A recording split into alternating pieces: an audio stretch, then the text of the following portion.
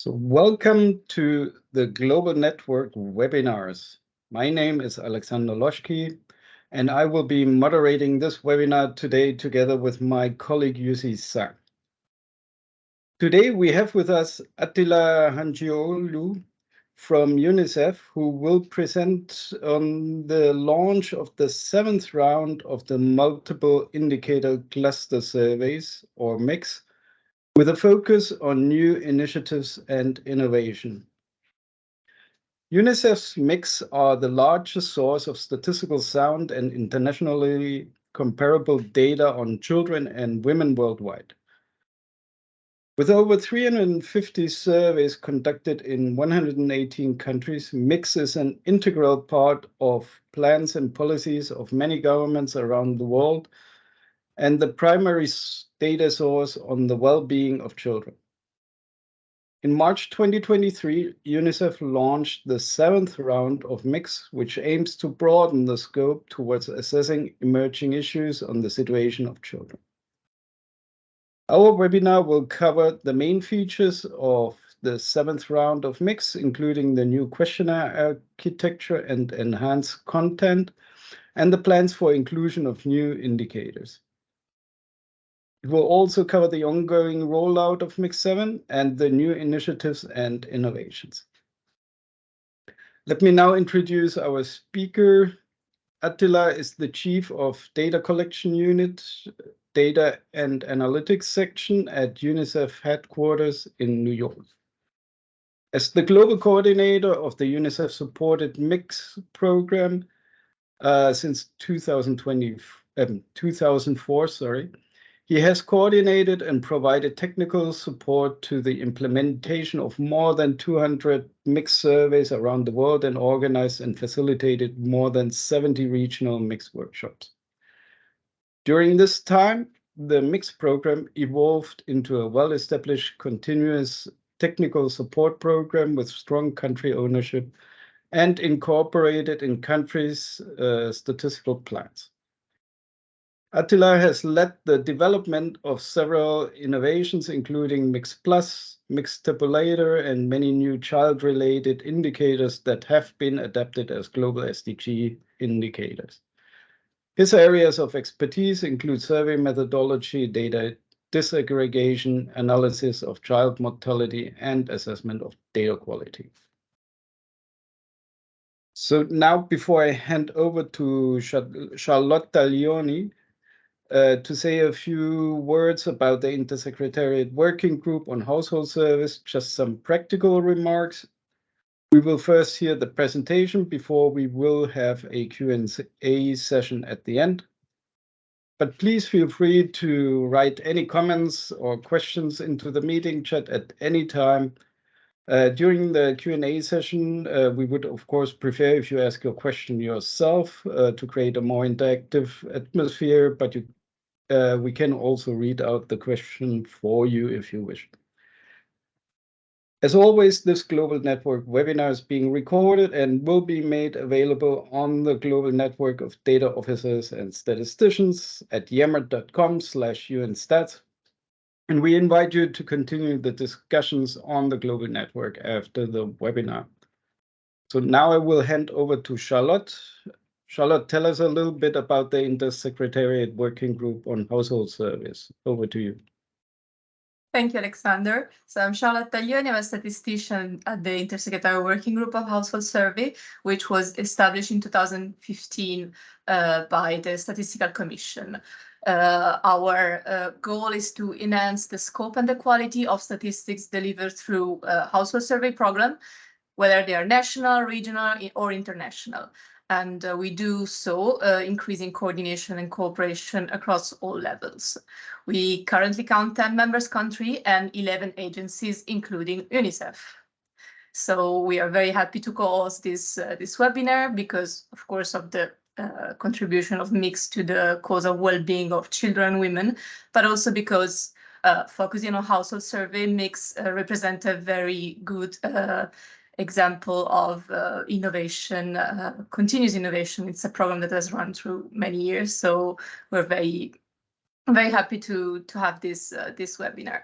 And from let's say from a higher perspective, the Intersecretarial Working Group has published an article last year on the future of household surveys. Focuses on priority areas such as data integration, inclusivity, sampling improvement, mixed mode, the use of innovative methodologies, and so we're very happy that we can present this webinar with you, Alexander. So to have such a great example of innovation through in household surveys. So without further ado, Attila, thank you for being here, and the floor is yours. Thank you very much, Charlotte, and thanks very much, Alexander. Let me share my screen and start the presentation. I have some slides, as you can imagine, to show. Please let me know if you can see my slides already. Looks good. Thank you. Thank you very much. Okay, so I will be talking about the launch of MIX, the 7th round. I will go through the content, the changes that we have made to the architecture of the questionnaires, and I will end with some words on some of the new initiatives and innovations that we have already in MIX 7. And thank you very much for organizing this webinar. As you may not, if you're not familiar with MIX, MIX is UNICEF's flagship household survey program, which was developed in the 1990s with a specific objective, which was to generate World Summit for Children indicators in 2 years, in 1995 and 2000, the first round and the second round of MIX. Since then, MIX has become a continuous household survey program. Still comes with rounds, but it is now continuous, and it has become a major data source for SDGs, as it was for the MDGs prior to the SDGs. MIX is basically a survey program which is conducted on face-to-face. We work on representative samples of households. It can be national or subnational. In other words, in some countries, we do MIX surveys for only part of the population or part of the country. Our aim is to produce globally comparable data, which is also applicable to the countries. And countries participate on an informed demand basis to the program. In other words, we don't have countries which necessarily would participate in every round, but depending on the data gaps and the needs of the country at that point in time, they may join one of the rounds. All of the survey activities are carried out by governments, specifically the national statistical offices, in technical collaboration with the global MIX team. And each of the rounds starts with an updated set of standard indicators, questionnaires, and tools, lasts 4 to 5 years. The product of the surveys is statistical snapshots and survey findings reports, and we also share anonymized microdata on our website publicly. As you can see on the figure on the left, the number of surveys per round from MIX 1 to MIX 6, showing that MIX 6 is the largest round so far, which included 177 prevalence, attitudinal, behavioral indicators with a lot of disaggregation. All of the surveys are now conducted on CAPI, and the average sample size is about 12,000 households, which is actually quite variable from one country to the other. Now, we started the 7th round in March last month.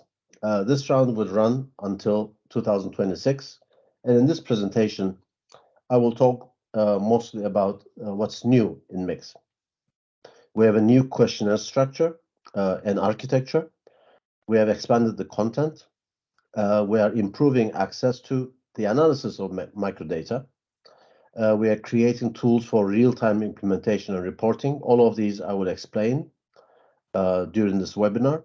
And we have now created new work streams on data integration, on geocoding, and a major effort for a longitudinal phone data collection. So let me start with the new questionnaires architecture that we have in Mix 7. In Mix 6 and in previous rounds, we would have one set of questionnaires with standard modules in them. These were in Mix 6, these were the household questionnaire. From the household questionnaire, we would select eligible individual respondents, like women's, men's questionnaires, under 5 questionnaire, and a 5 to 17 children's questionnaire. So we would have in total 5 questionnaires, one set of questionnaires with standard modules in them. And these would be customized at the country level by countries, by the implementing agencies, by taking out some of the modules that they don't need, or they have perhaps data from another source, or maybe the module would not be applicable to their situation. And in some cases, they would add some new modules, non-mix modules, provided that they're validated, they're tested, and we know that they're going to be producing good quality data. We are now changing this as follows. In Mix 7, we are defining still 5 questionnaires, the same 5 questionnaires.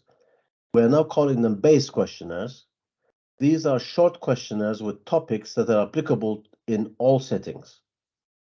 And these are going to be confined to a subset of modules which were already in Mix 6. So these are short questionnaires that we call base questionnaires. In addition to these, we have now complementary topics. These are topics that were already in Mix 6, plus those new topics that are being progressively added.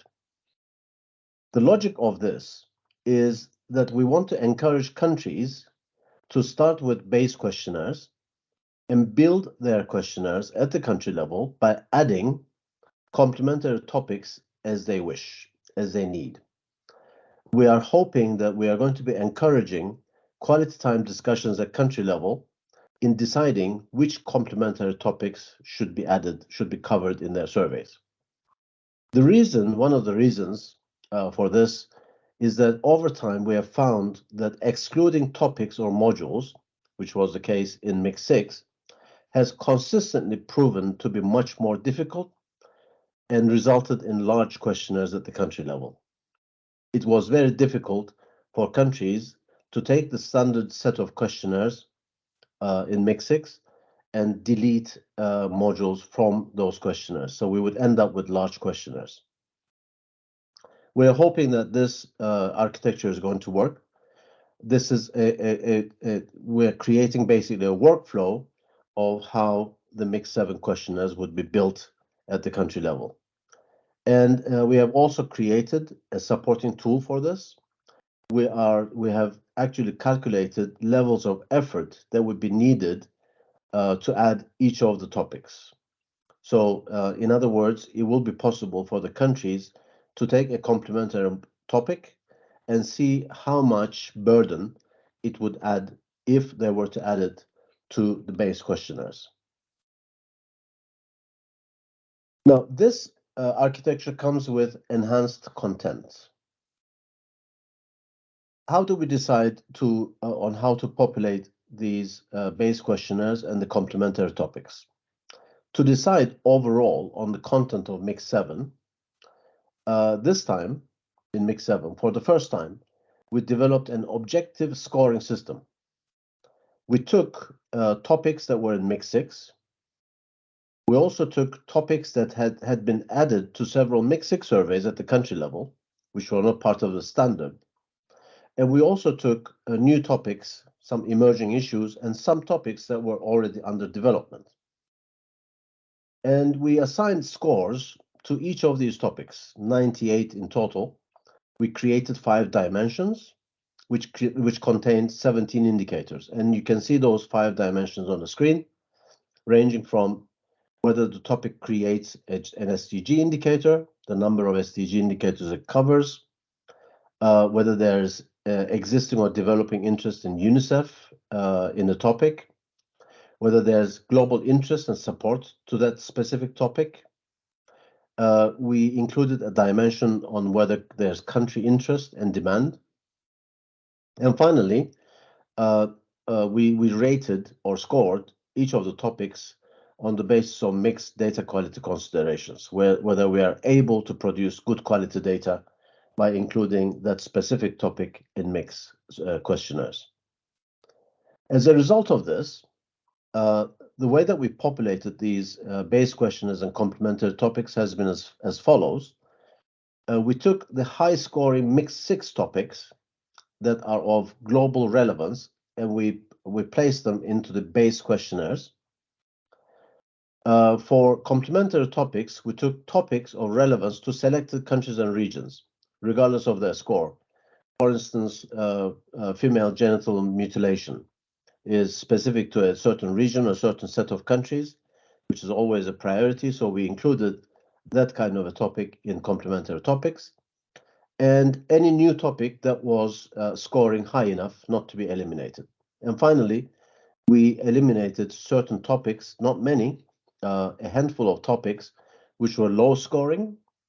They did not generate SDG indicators or UNICEF's strategic plan indicators, and did not have strong support from countries or at the global level. These topics are now not part of the base questionnaires or the complementary topics, but if there's a country demand, we would be prepared, of course, to support countries to add these topics onto their questionnaires. With the resulting architecture and content, this is how the base questionnaires and the complementary topics will look like. The base questionnaires, as I mentioned, are high scoring, mixed 6 topics of global relevance, so there's no new topic here. These are the topics which were included in countries across the globe in mixed 6. There are relatively short questionnaires, but onto these will be added complementary topics. As you can see on the screen, a large number of topics, and this is only the first page of women-men questionnaires. The ones which are in orange are new topics, which are going to be included in mixed surveys for the first time. This is the second page of the women and men's questionnaires.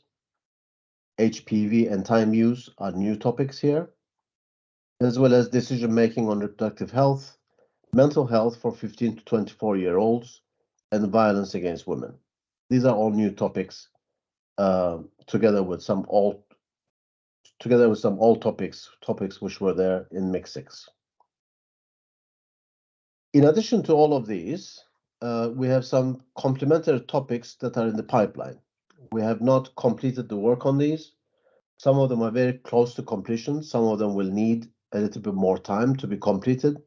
So therefore, we are going to be progressively adding them to the menu of complementary topics in the coming years. Mostly this year, but some of them probably early next year. These include such things as displacement, anemia testing and malaria testing, child food security and bullying, etc. These topics are being developed and finalized as we speak. Now, as a result of this, Mix 6, the previous round, was able to cover 33 SDG indicators out of the 80 SDG indicators which can be generated by household surveys. So from all of the SDG indicators, there is 80 SDG indicators which can be covered by household surveys, and Mix was covering 33 of those indicators. With this enhanced content, now Mix 7 will be able to cover half of all of those indicators, in other words, 40 SDG indicators, which we believe is the highest number for any household survey program.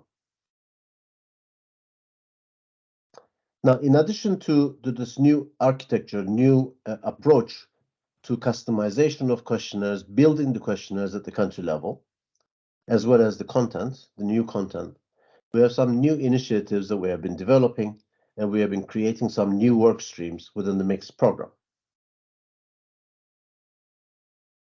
But before I go to those initiatives, let me mention a few things already. One is, as I mentioned, we have expanded content and new survey tools and guidance, which always happens at the beginning of a new round.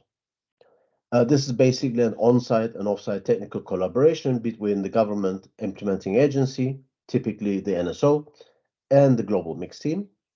And one of the ways that we work with the countries is to organize regional workshops that countries attend. And these regional workshops, the series of regional workshops on survey design have already started. We have completed one in Belgrade 3 weeks ago with the attendance of 14 countries. Now, in addition to the regional workshops that we have, I think we have 5 more this year to complete in different regions.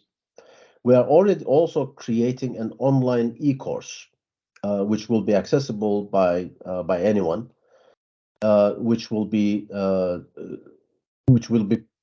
make possible for anyone to go through the basics of MIX6 and complete and certify themselves.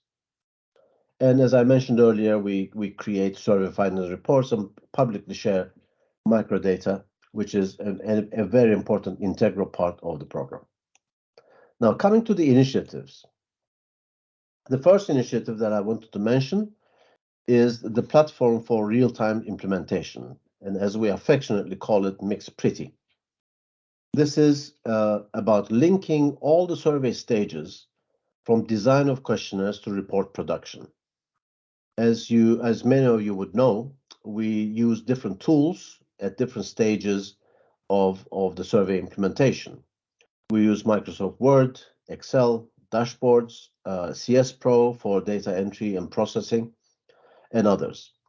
So we are creating a solution, a series of solutions, several components, which will link all of these together into one, so that the transfer of information across tools is going to be seamless. It will be automated. This will make sure that we minimize human errors, and it will also make possible the reporting of survey results soon after the data collection is completed. Although we have not completed MIX-Pretty, all of the components of MIX-Pretty, in a recent survey in Afghanistan, we used several components of it, and together with enhanced human resource support, technical support to the survey, we completed the survey of 28,000 households at the end of February, and within 2 weeks, we were able to come up with all of the results of the survey. So hopefully, when MIX-Pretty is fully operational, this is going to be applicable to the majority, if not all, the countries. The second initiative is something that many of you are very familiar with, which is MIXGIS, which is called MIXGIS, but it's about geocoding mixed data. In the past, the program has always encouraged geocoding. However, because of several reasons that have to do with capacity, funding, etc., we have not been able to go into this area of work in its entirety. Now we have developed the methodology for it, and we have been piloting it in a number of countries, and this will enable us, as you know, to create geospatial covariates on climate and environment and others, and also make it possible to link mixed data with big data. And we already have an application of this in Laos, for instance, where we had geocoded data. We worked on the data, we anonymized the data, and we were able to work with some researchers to come up with small area estimates of neonatal mortality, as you can see on the screen.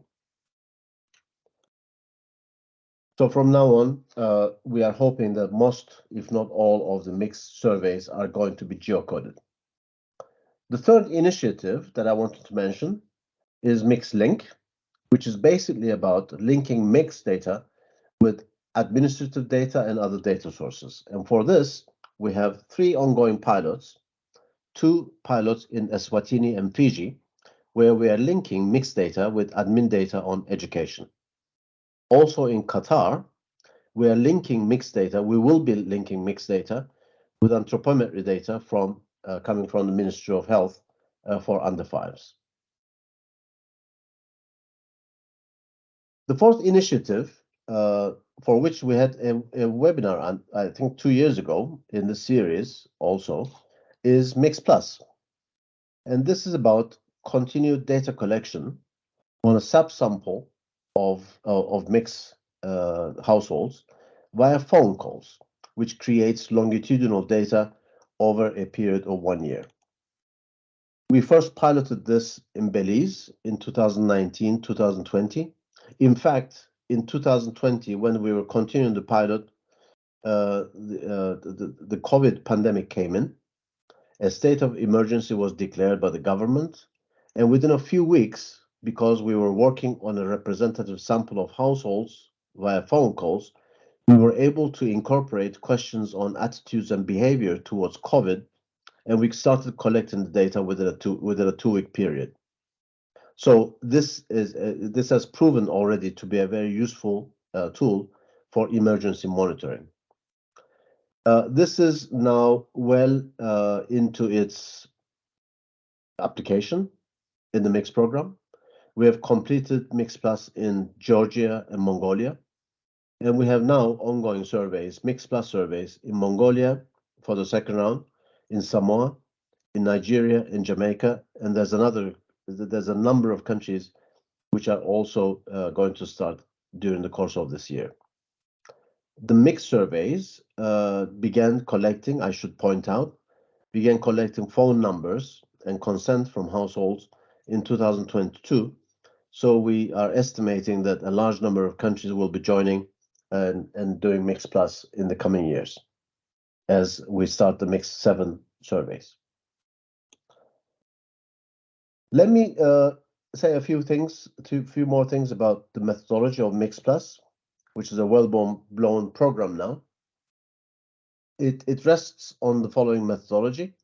We complete the mix with phone numbers and consent from households. We select a representative subsample of households from the mix households. We develop a call center, a data management system, and then we start a first wave of direct calls to the households. Typically, the calls are about 15 minutes. We do CATI data entry. The data is transferred to the cloud and captured by the data management system, during which we can also create data quality tables. After the first wave of direct calls is completed, there will be households which have not responded or households which do not have phones. Those households, we do matching substitution, basically using Euclidean distance analysis to select identical households from the rest of the household sample of mix, and we start phone calls to those households. With that, we complete the first wave of calls, and then the Mix Plus sample is established. We do the analysis and report within a few weeks of all of the calls that have happened in the first round. And then we continue this over a period of 1 year with monthly or bi-monthly calls to the same households.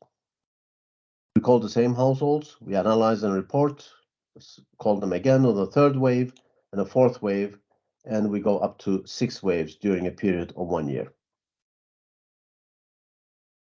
Last but not least is an initiative called Mixed Tabulator.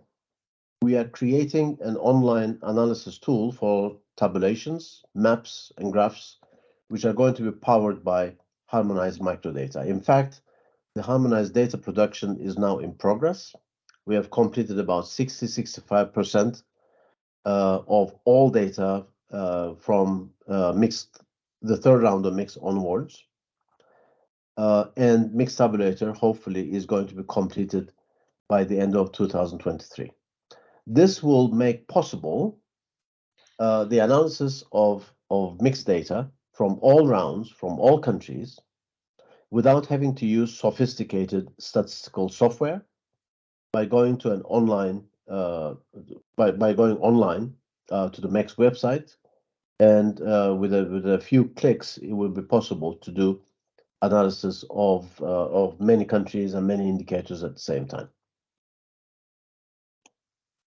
So that is basically what the initiatives are.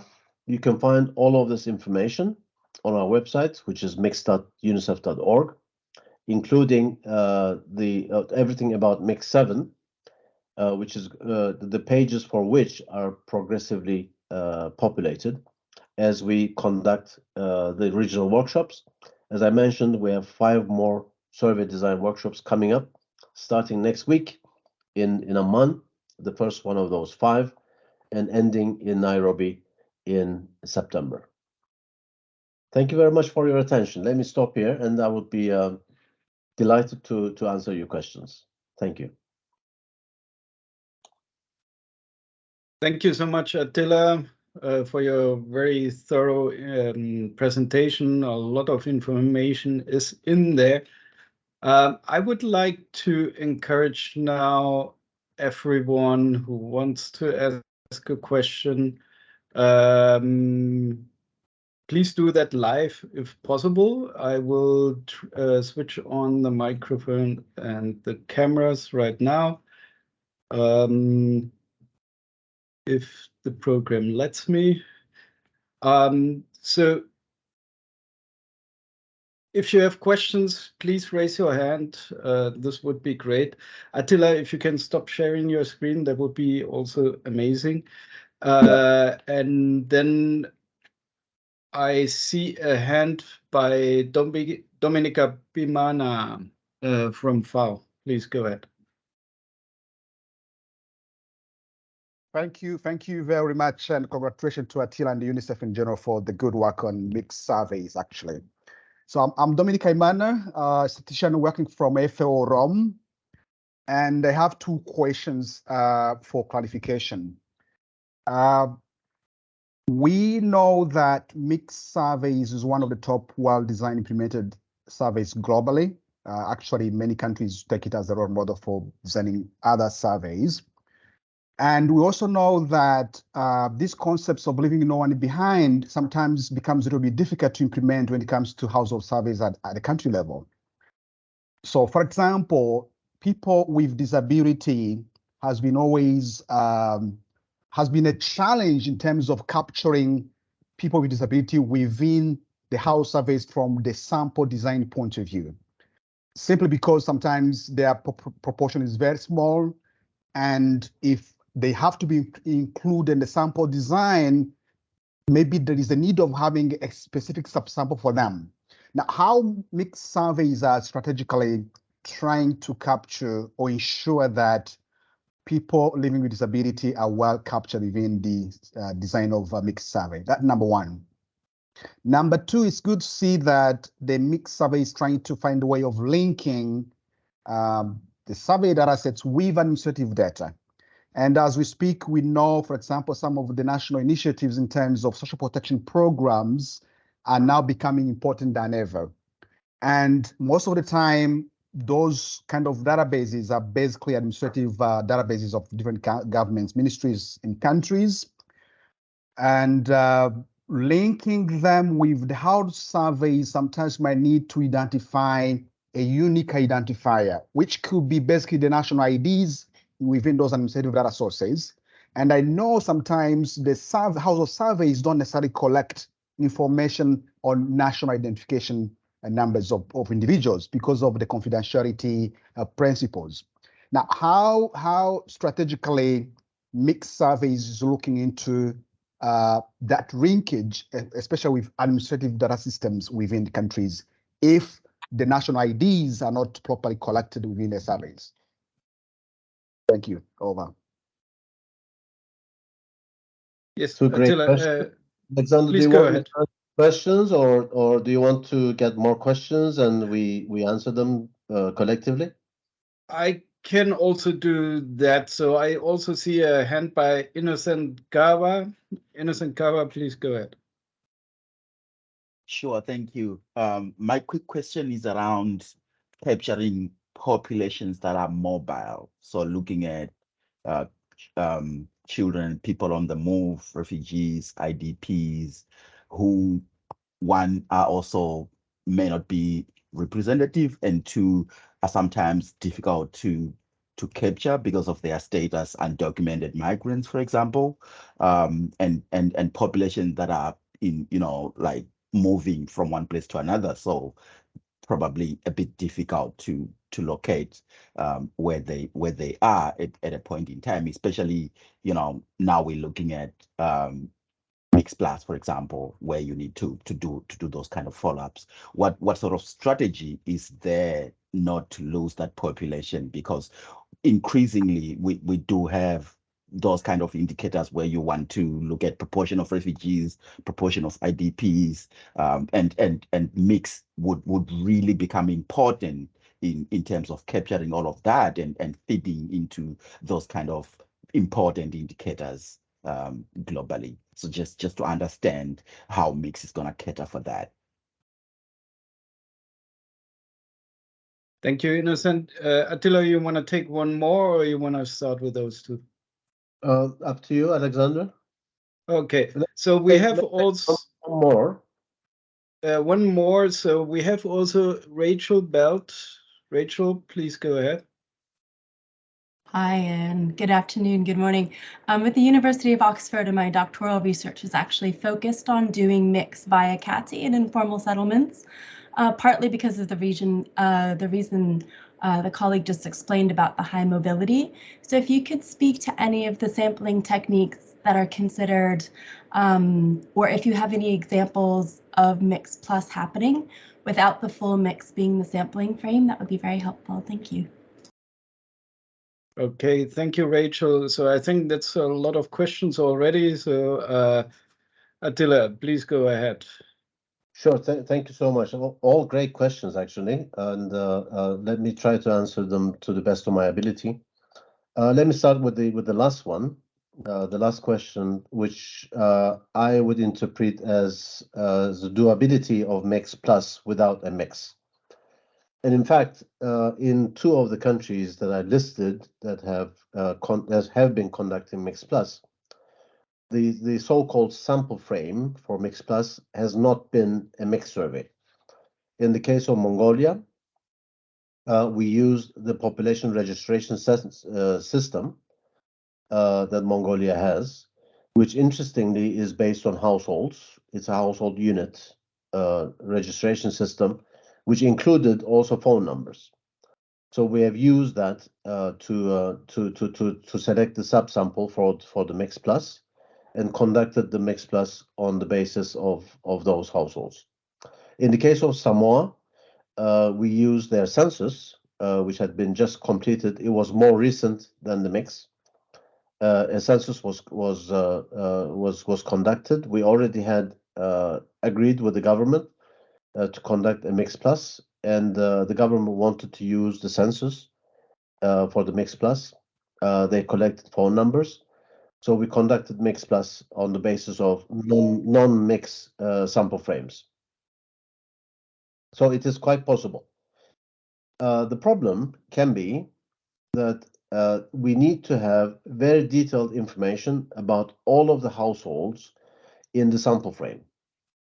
For the census and for the population registration system, we had such information. The reason we need such information is because when we complete the first wave of calls, to be able to substitute the non-responding households, we need to select identical households from the remaining unselected households. And to be able to do that, we have to have good variables in data sets that we can access so that we can match for substitution purposes. So with the exception of that, it is quite possible if there's phone numbers and consent in the sample frame, and we can select the subsample and conduct a mix plus on the basis of that sample frame. So it's quite possible. Another question was on capturing refugees and IDPs. Interestingly, refugees and IDPs is quite an important new addition, I would say, to mix 7. Not that we didn't capture IDPs and refugees in MIX6 and surveys before that. We actually did, but mostly we used sampling techniques to be able to capture those populations. The most recent example was Georgia, for instance, where we included a separate sampling stratum for refugees, and we oversampled those areas, and we were able to come up with separate information for those populations. The addition in MIX7 is that working with UNHCR and the Joint Data Collaborative, we are coming up with a new module, a series of questions that would help us to identify refugee and IDP individuals within the households. So going forward, it will be a combination of taking care of this during the sampling process, as well as within the questionnaires, because sampling may not be on its own sufficient to capture all of the refugee and IDP populations. Which links well, I think, this topic to another topic, which was to another question that was asked, which was about capturing disabilities. Or let me convert that question into something broader, which is about capturing populations of low prevalence in the population and how do we deal with that. Actually, years ago, which something that I did not mention in my presentation, years ago, back in 2005, we developed an approach to be able to oversample a specific population in mixed surveys, which is the under fives. In a number of countries, as you can imagine, because of the low fertility rates, the proportion of under fives in the population is quite low.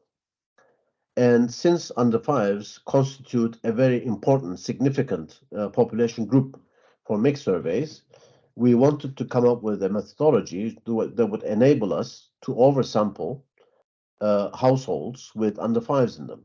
And we developed that methodology back in 2005, and we have been using it systematically in many countries which have low prevalence of certain population groups, specifically in this case, the under fives.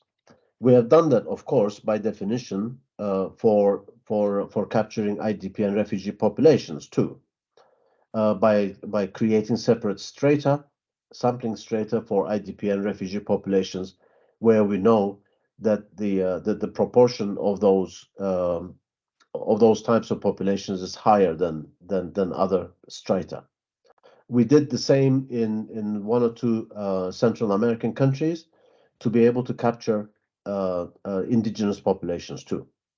So it's basically about combining an approach of selectively oversampling certain stratum or creating certain stratum and oversampling them, and enhancing that with questionnaires, because some of the, for instance, refugee and IDP populations, individuals are going to be not in camps or secluded areas, but they're going to be penetrated in the national population, in the remaining population. So to be able to identify those populations, we need to also approach this from a questionnaire point of view as well.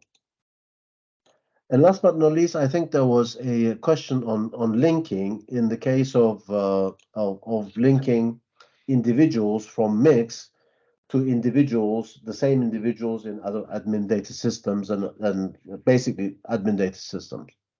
Now, in the case of both Eswatini and Fiji, what we have been doing has been to collect information on the schools and grades of children in the mix, and then going to the admin data source and identifying the schools that in the admin data system, and taking the information on the school and the classrooms and other features of the school and adding that information onto the mix. This is what the integration practice in Fiji and Eswatini have been. Now, we have not tried yet collecting PIN numbers or personal identification numbers or specific individual identifiers in mix and combining them with the same PIN numbers coming from the admin data system. But if we can assume for a moment that that's going to be possible, which could be possible, we can do that, of course. Several years ago, we had some discussions with one country which has a very good personal identification number system to be able to do that, but for other reasons, we were not able to. This has ethical issues, consent issues, of course, that need to be studied very closely. But it is theoretically very possible, of course, and something that we will most probably will be trying in the near future. Alexander? Thank you, Attila. So let's open this up for another round of questions. So please, if you want to ask a question, raise your hand. It's always nice to have live interaction instead of having questions in the chat. But while people maybe are thinking about questions, let's take maybe some questions which we had in the chat already, and maybe also from the registration form. So there was one question, Attila, from Cengiz Can. How many SDG indicators will be covered in these 40 SDG indicators? I saw that your colleague Bo Pedersen had already answered this question in the chat, but maybe you can also say a few words about this. Yes, go ahead. Bo asked the question. I see the answer in the chat box as well. We are covering 40 SDG indicators, which are distributed over a number of different goals. And as Bo is pointing out, there are about 11 goals, I think. These 40 SDG indicators belong to 11 different goals. 1, 2, 3, 4, 5, 6, 7, 8, 10, 16, and 17.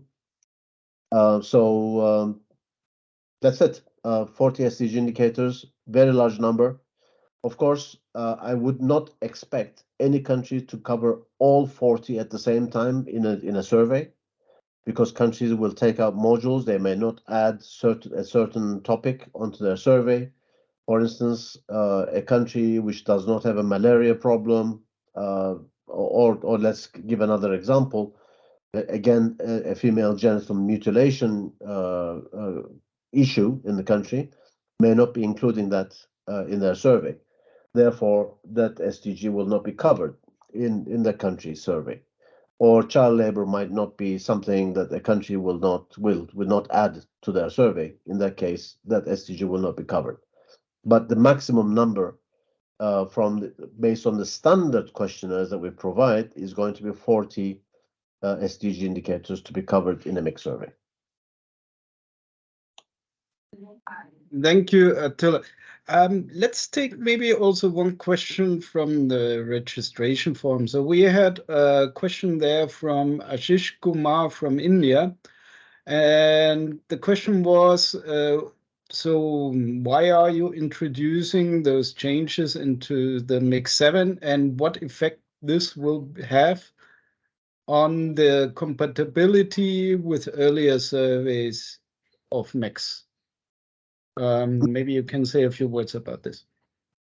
Good question. Why are we doing changes? Well, life is changing. Basically, I can come from a very broad interpretation of this. There's always emerging issues. There are new topics which come into the picture. The international communities and at the national level, there are new interests on new types of data, new indicators. There's a large number of SDG indicators, as we know, which did not exist before in the international arena at all. And by the way, there are several SDG indicators that were developed by the MIX program, which ended up being adopted by the global community as SDG indicators. So we try to make sure that when we start every round, we actually go through and in collaboration with our colleagues in UNICEF, as well as many interagency groups, including the ISWGHS partners and others. We try to to make sense of what's developing, what is interesting, and what demand is for which kind of data. And we make sure that we are in the know of what's happening in the case of international global monitoring and evaluation frameworks as well. So we try to reflect all those if possible at all in the mix. Now, there's always, when you make changes to the questionnaires, there's always a possibility of diverting from comparability with previous rounds. We try to take care of that as much as possible, but sometimes it is not 100% possible. There are some indicators which over time have changed significantly, although the concept that is being measured is more or less the same. And this is basically outside of our control, as you can imagine. To the best of our ability, we try to keep a comparability there, but in some cases, we may not be able to do so. Thank you. Then I saw two new questions in the chat. I don't know, Cengiz, if you would like to come in, please do so. If not, I can ask the question for you, Cengiz. Okay. So Cengiz was asking, so it seems that mix mainly covers economic and social dimensions. And are there any plans to cover environment-related SDGs? Sorry. Yes, Alexander, please. Sorry, this is Cengiz speaking. Sorry, I would like to add one more question. Yes. Thank you, Attila, for this. Very quickly, as you know, we are preparing. I'm working at RCO as an economist, first of all, in Jordan. And we completed our last VNR last year. And based on SDG indicators, this is much broader than your work, but it's very nicely you explain everything. The problem is in VNR process, when we try to understand the progress of countries based on national indicators, and we had a problem because in national office, statistical office, we have set of indicators looking for performance of SDGs. On the other side, regional economic and social councils have their own dashboards, which also have different indicators and figures. And when we come to the national, DESA Statistics Division global database, it's again changing. The indicators are changing from one to another, even though targets are same. And the trends even may be different. So from your background and mix, would it be any effect on this to harmonize at least these, regional country office and global level indicators, SDG indicators, to make them together? That's my last question. Over to you. Thank you. Before you leave the floor, Cengiz, may I ask you to clarify which environment-related SDGs did you have in mind for a possible coverage and mix? Sure. I'm talking, for instance, clean energy, water, and 14 and 15. Of course, I know some of them are much more institutional based, but there may have some, household based setup in these SDG indicators. That's what I'm thinking. But of course, you are the expert. So over to you, Attila. Thank you very much, Cengiz. Indeed, environment is an important topic, obviously, and an important component of SDGs too. Now, we already cover a number of environment-related indicators, ranging from water quality to energy use. In this round, we are also going to be most probably collecting information on blood lead levels, for instance, for lead poisoning. So there's a number of indicators that are being covered. There's a large number of indicators, environment-related indicators, as you also pointed out, which are institutional, that we cannot be covering in mix. But one of the ways that mix can be very useful to combine environment data with population data is actually through geocoding. And that is something that we are looking forward to, because at the moment that we geocode the mixed data, then we are able to come up with a lot of covariates that are in relation to environment and climate change as well. So that's one way forward. The other is not necessarily on environment indicators as the traditional ones, but in a number of countries in Mix Plus, we have collected data on the attitudes and behavior of populations on climate change, what their attitudes are, what they are thinking is, what their knowledge is. So that's something else that we are also trying to complement the information that we are collecting. Now, quickly on your other question, which is about SDGs at different levels and the differences between them. You're absolutely right. The global SDG indicators are well-defined indicators that the global community has adopted. But the SDG architecture has also said to the countries, you go ahead, please don't change the targets and the goals, but feel free to change your indicators and define your indicators. And that's what countries and at the regional level, that has been done in some cases.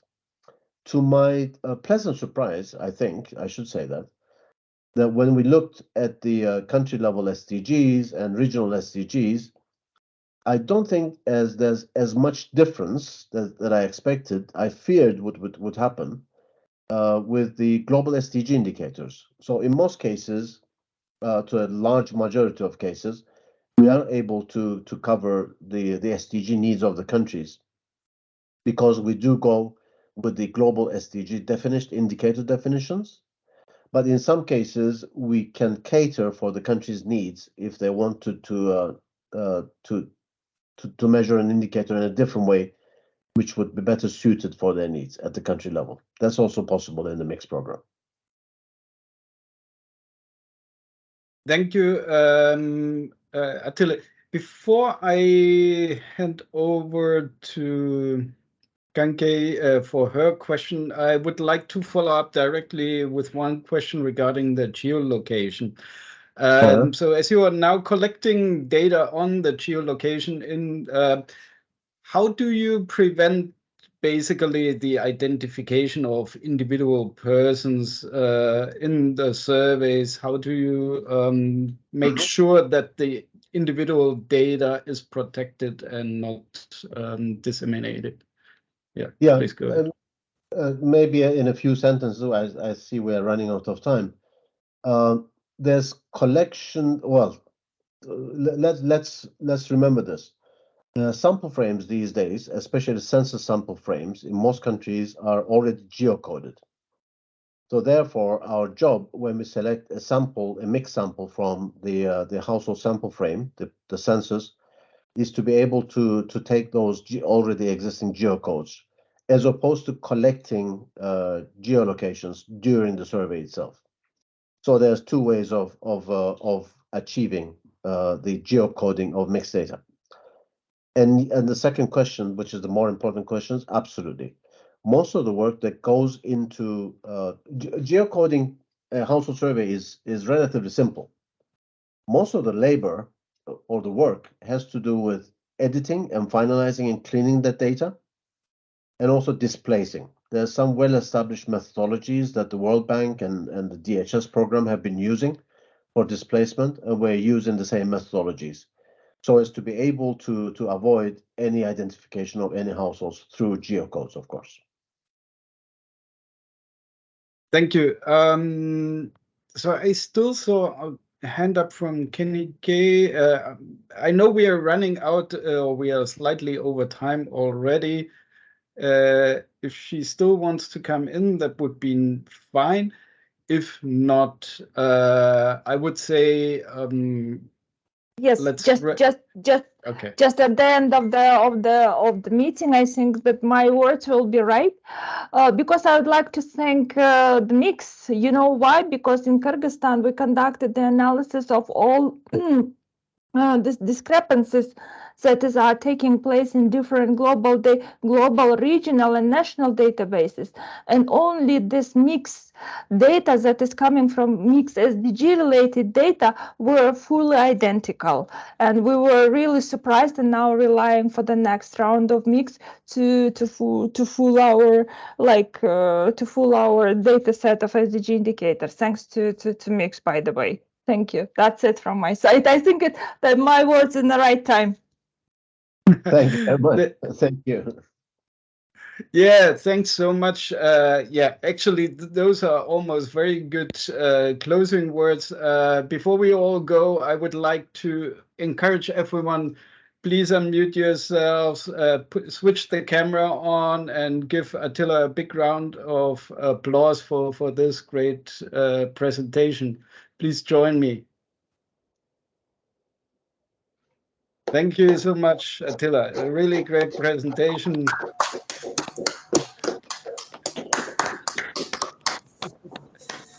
And of course, we were not able to answer all the questions live right now. There are still a number of questions in the meeting chat that were not covered, and a couple of questions also from the registration form.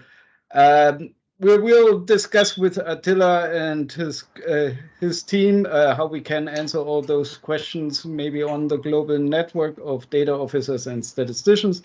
And this is also just for you to know. So the presentation slides and the recordings and the recording will be published there, and also the recording on the website of the Intersecretariat Working Group on Household Statistics, Household Surveys. Sorry.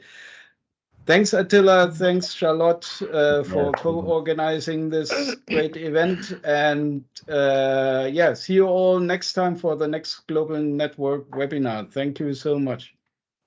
Thank you very much. Thank you very much for organizing this, having me to present. Take care, everyone. Thank you. Thanks so much. Bye-bye. Bye.